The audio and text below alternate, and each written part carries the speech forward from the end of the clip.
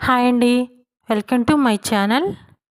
అందరూ ఎంతగానో ఇష్టపడే ఈ స్వీట్ రెసిపీ వచ్చేసి కొబ్బరి జున్ను నోట్లో వేసుకుంటేనే వెన్నలా కరిగిపోయే ఈ రెసిపీ వచ్చేసి మన ఇంట్లో ఉన్న పచ్చి కొబ్బరిని వేస్ట్ చేయకుండా అయితే ఈ రెసిపీ అయితే చేసుకోవచ్చు. దానికోసమైతే కొబ్బరిని ఇలా క్లీన్ చేసి పెట్టుకొని వెనకాల ఉన్న బ్రౌన్ పార్ట్ అంతా తీసేసి ఇలా చిన్న ముక్కలుగా అయితే కట్ చేసుకున్నాను. ఈ ముక్కలు అయితే ఇప్పుడు ఈ కప్పుతో ఎన్ని వస్తాయో కొలుచుకుందాం.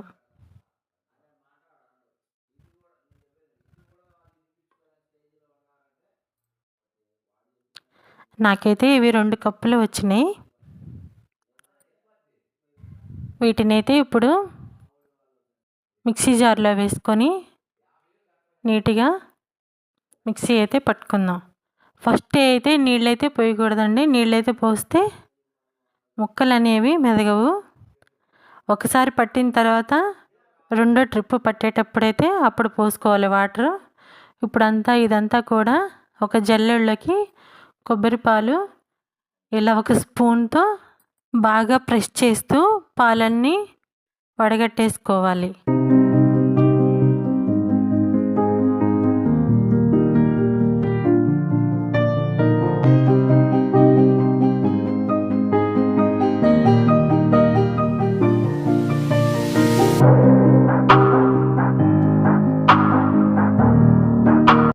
కొబ్బరి పాలనైతే ఫిల్టర్ చేయంగా ఈ వచ్చిన కొబ్బరిని అయితే వేస్ట్ చేయాల్సిన అవసరం లేదు.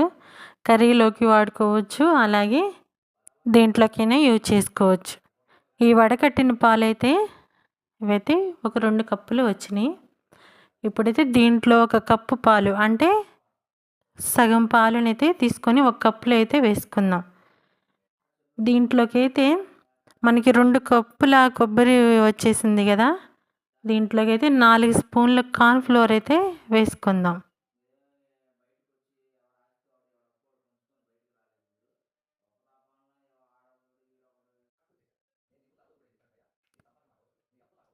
ఈ కార్న్‌ఫ్లోర్‌ని అయితే బాగా కలిపేసుకుందాం. కార్న్‌ఫ్లోర్ అనేది వెంటనే కరిగిపోయిద్దిలే. ఈ కలిపిన కార్న్‌ఫ్లోర్ పాలనైతే ఆ పాలలో అయితే కలిపేద్దాం.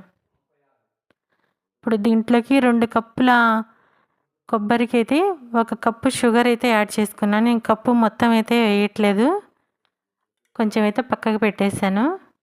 ఇవంతా కూడా బాగా మిక్స్ చేసుకోవాలి.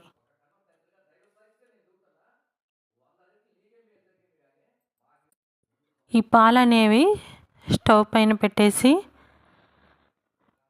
బ్యాటర్ అనేది కొంచెం చిక్కపడేదాకా అయితే కలుపుకుంటూ ఉండాలి.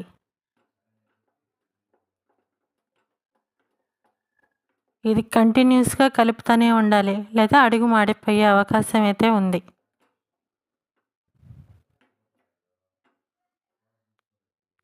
బ్యాటర్ అయితే కరెక్ట్గా వచ్చింది. ఇలా ఉంటే సరిపోయిద్ది.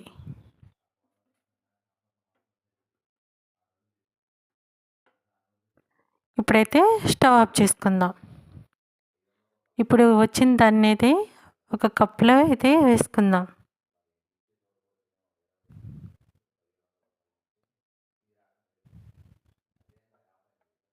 నేను చేసింది అయితే 1 కప్పుకే వచ్చింది. ఇలా వేసుకున్న దాన్ని అయితే ఇలా 2 సార్లు కిందకి ఇలా ప్రెస్ చేస్తూ ఉంటే లోపల ఏమన్నా ఎయిర్ బబుల్స్ ఉంటే అవి ఉండవు.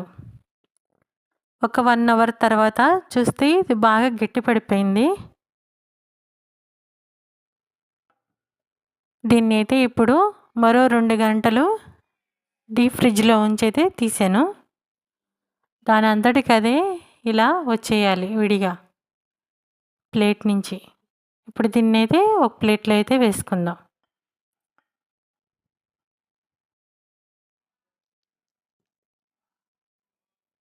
చూసారుగా ఎంత పర్ఫెక్ట్గా వచ్చిందో. కరెక్ట్ అయిన మెథడ్లో చేస్తే మీకు కూడా ఇలా సింపుల్గా తయారు చేసుకోవచ్చు. దీంట్లోకైతే మీకు కావాలనుకుంటే ఇలాచీ కూడా యాడ్ చేసుకోవచ్చు ఫ్లేవర్ కోసం. నేనైతే యాడ్ చేయలేదు. జెల్లీలా సాఫ్ట్గా నోట్లో వేసుకుంటేనే ఇట్టే కరిగిపోయేలాగైతే ఈ స్వీట్ ఉంటుంది. మీరు కూడా ఇలా ఇంట్లో వేస్ట్ చేయకుండా ఇలా అయితే రెడీ చేసుకోవచ్చు. ఈ వీడియో కనుక మీకు నచ్చినట్టయితే లైక్ చేయండి, షేర్ చేయండి, సబ్స్క్రైబ్ చేసుకోండి. అప్పటిదాకైతే బాయ్ మరి.